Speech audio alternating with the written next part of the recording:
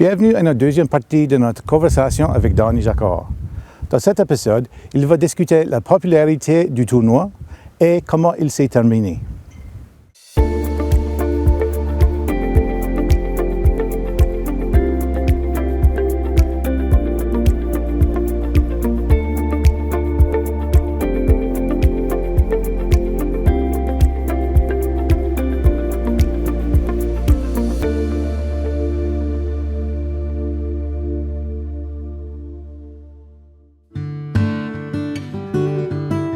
Oui, la coupe collégiale a commencé dans les 50 et ça c'était l'idée d'Ed Migdolski, qui était un prof à Yale. Et puis,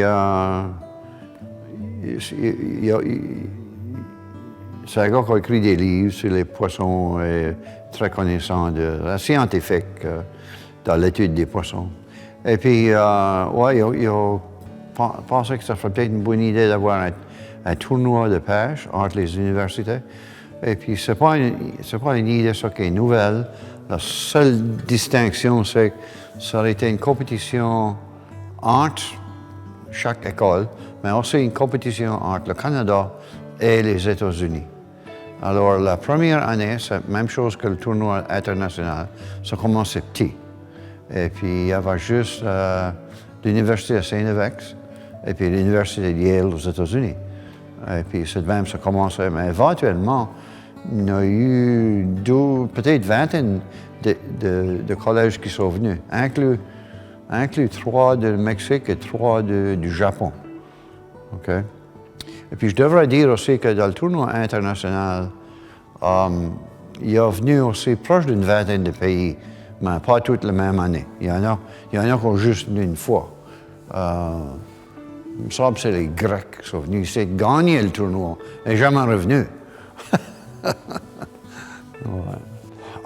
Lorsqu'on parle surtout du tournoi international, c'est organisé entre Kit Farrington et la province.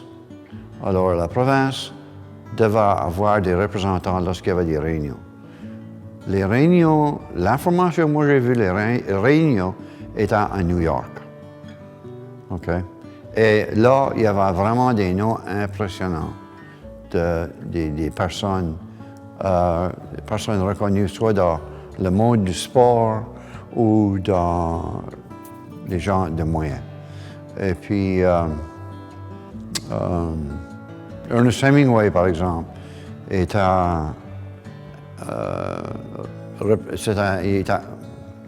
un membre honorifique. Okay. Et il a été invité de participer dans le tournoi par Kip Farrington, qui était un de ses chums. Et puis, Hemingway n'a jamais voulu venir. Et je crois que la raison, c'était qu'il pensait que le gouvernement de Nouvelle-Écosse, qui était beaucoup impliqué, ça aurait servi de sa présence comme étant une grosse affaire, et ça y aurait été.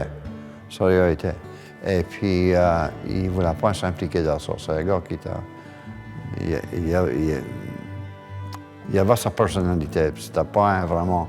Sa personnalité, c'était pas de promouvoir le tourisme de Nouvelle-Écosse. Alors, il n'est jamais venu. Il a été invité plus qu'une fois. Et il est un membre honorifique du tournoi. Il connaît... ses amis venaient ici.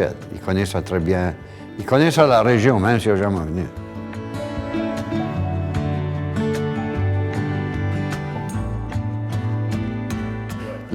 Les gens typiques de Wedgeport, on va dire ici la Wedgeport Tuna Guides Association, le club.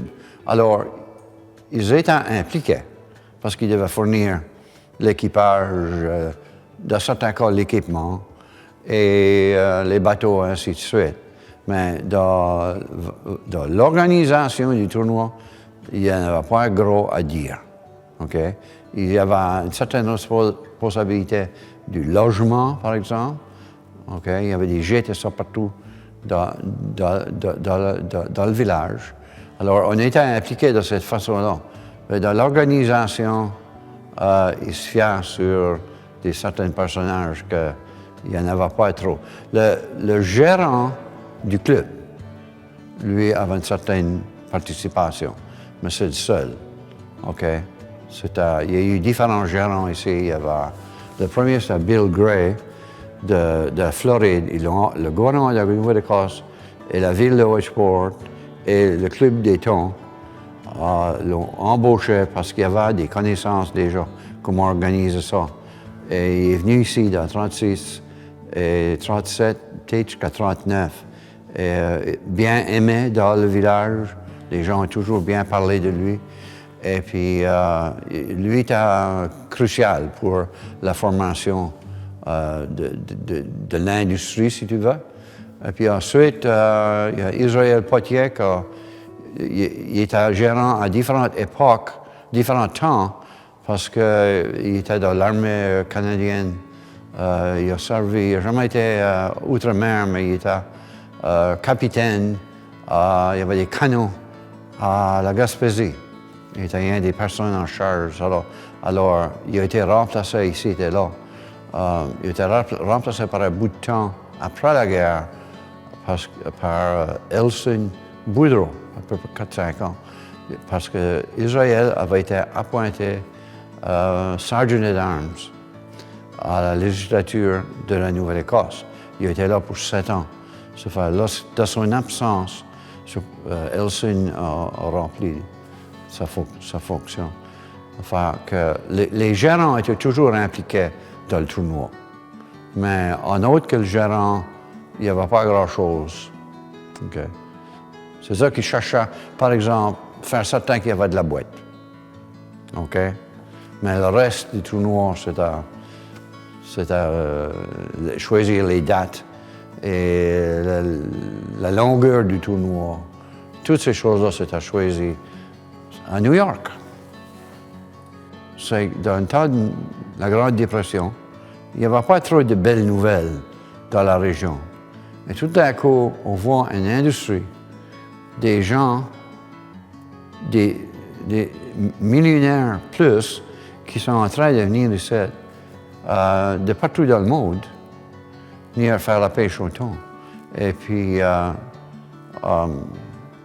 c'était tout positif. C'était positif pour la ville de Yarmouth, pour les hôtels, les restaurants, et à Wedgeport aussi. Parce qu'on s'organisait de toutes sortes de différentes façons.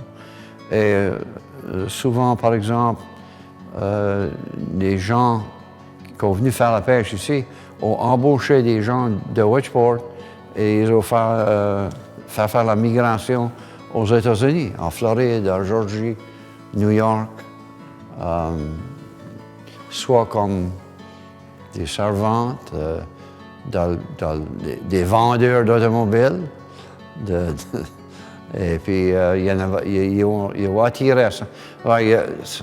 Ça créait un commerce qui n'existait pas. C'était un bon temps pour le faire, dans les 30.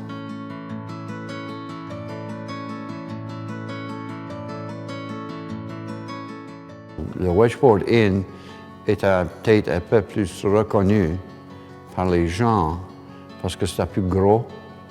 Alors c'était un hôtel qui était autrefois la résidence de Jérémy Potier. Et puis, mais il y en a d'autres. Il y avait Riptide Inn, ça c'était Allemand Leblanc. Et il y a des personnes très reconnues dans la pêche sportive qui ont fait la pêche là. Et puis, une autre chose que je peut-être qu'on pourrait mentionner, ce sera la construction de bateaux. Ils sont venus ici, ils aimaient des bateaux, ils ont fait faire des bateaux. Il y en a 4 dans les 50, dans les 1950, 54, à peu près 52, qui ont été transportés à Pérou. Et il y en a un de ces bateaux-là qui est encore là, ça s'appelait le Miss Texas. Et le Miss Texas est fameux à cause de les gens qui ont fait la pêche dedans. Et c'est une longue liste, là, comme Marilyn Monroe, Jimmy Stewart, Hemingway. et puis Joe DiMaggio. Alors, tout un bateau qui a été construit par Andrew Cottrell. Et il a sauvé le Miss Texas pour deux raisons. C'est comme un site historique au Pérou aujourd'hui, parce que Ernest Hemingway a fait la pêche dans ce bateau-là. Et il a pris des marlins. Et aussi, lorsqu'ils ont fait le film The Old Man in the Sea par Hemingway, il avait besoin des scènes, il voulait chercher pour un marlin ou un espadon qui allait sauter. Et puis, ça fait qu'il était là à un endroit qu'on appelait Cabo Blanco. Et puis, il faisait la pêche à bord de Miss Texas, un bateau, à Andrew Cottrell. Et puis, il a attrapé un marlin. C'est encore le plus gros dans le monde, le record mondial. Et puis, il voulait qu'il sautait pour les caméras de Warner Brothers. Et puis, il a sauté 29 fois. Alors, c'était impossible d'avoir un meilleur scénario. Ça va. Si on voit des Old Man in the Sea, et on voit les scènes, c'est pas vraiment un swordfish, un espadon. L'Old Man in the Sea, c'est un espadon, un swordfish. C'est vraiment un marlin qui saute dans l'air. 29 fois qu'il va sauter. Ça va, le bateau de Andrew Cottrell, aujourd'hui, le fameux bateau au Pérou. Juste au début de la pêche au thon, les premiers qui étaient à la pêche au thon à Wedgeport, la pêche sportive, en 1935, c'était Éve Leblanc, son fils Alphonse. Et puis, il y avait aussi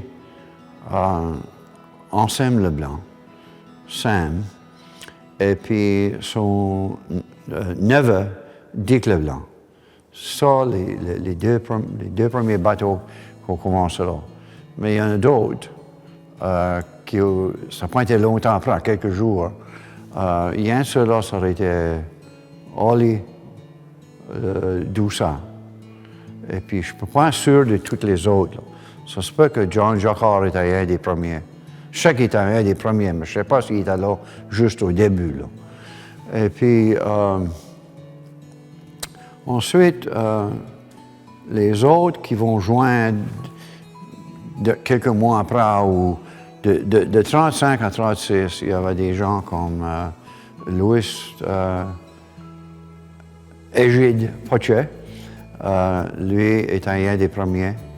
Il y avait aussi Clarence Boudreau, Lélys Cottrell.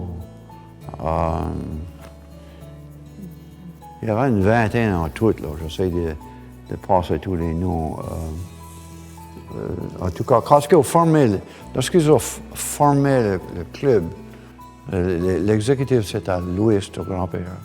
Louis Potier, et il y avait Israël Potier qui était gérant, et puis Bill Gray qui était directeur. Puis il y avait une couple d'autres. Il y avait un autre Louis Leblanc était impliqué. Et puis une des choses qu'il faisait, si tout le monde sait ça, c'est que chaque année, il y avait des sportsman shows à la Nouvelle-Angleterre et New York. Alors, il envoyait certains membres. Israël Potier y a été, et Louis Potier y a été, et il y en a quelques autres qui sont allés. Ils allaient à ces sportsman shows, puis la Nouvelle-Écosse avait un kiosque, là. Et puis, alors, ils parlaient, les gens de Wedgeport parlaient de la pêche au thon, naturellement. Il y en avait à Boston, et puis Hartford, et puis New York. Et puis, ils ont été là pour au moins 4-5 ans. Ils étaient là pour essayer de promouvoir ça. Normalement, le mois de février ou mars, au mois de mars. Et puis, ça, c'était une des façons aussi. Il y avait à peu près 8 à 12 licences de pêche à Wedgeport. Et puis, lorsque la pêche manque, on a qu'à vous sortir hors de dedans. Par exemple, laisse les coteaux. Justement, il a laissé la pêche. Mais il y en a d'autres, comme ses neveux, Ulysse, par exemple, et un de ses neveux. Le ministère des Pêches a enlevé les licences de pêche. Et puis, je n'ai pas juste la date, là, 1970, là, okay? Et puis, mais ils ont été promis que si que les thons retournaient et qu'ils avaient besoin de leur licence, il n'y aurait pas de misère à l'avoir. Et puis, les thons ont revenu, et puis ils n'ont jamais pu avoir les licences. Ils ont été faire des présentations au ministère des Pêches à 2 ou 3 occasions. Et il y avait certainement des gens au ministère qui sympathisaient avec, mais il n'y a personne qui a fait les démarches. Peut-être qu'ils auraient dû aller avec une demi-douzaine d'avocats, peut-être. Mais c'est pas un point joli de la région ici. C'est Big Brother qu'on enlevait des permis de pêche.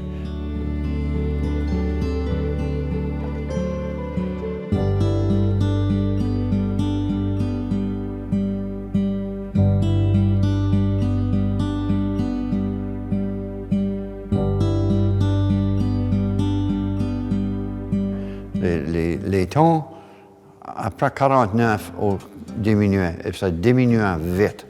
Dans 9 ans, ça a été de 2000 thons par année jusqu'à 0. Et probablement, ça a tout à faire avec la construction d'une barrière, si tu veux, entre l'île du Cap-Sam et Barrington. On a formé ce chenal-là et les harengs sont venus là. Ils ne comprenaient pas du tout ce qu'ils étaient supposés faire, mais éventuellement, ils vont être obligés de faire le tour de l'île du Cap-Sam, qui, c'est possible, ça les a amenés au large des îles tout de suite, dans l'eau qui est plus profonde. Alors, tout d'un coup, on n'en voyait plus. Et il n'y a pas de doute. Il n'y a pas de doute que la chaussée, le barrage a changé les courants de mer dans la région du Soldier's Rip, okay, du rip du soldat. Et puis, moi, j'ai sans doute que... Moi, je suis certain que c'est ça qu'on change ça. Les thons n'ont pas disparu. Ils ont justement changé leur route. Mais ça, là, il n'y avait pas des instruments pour trouver des thons, comme aujourd'hui.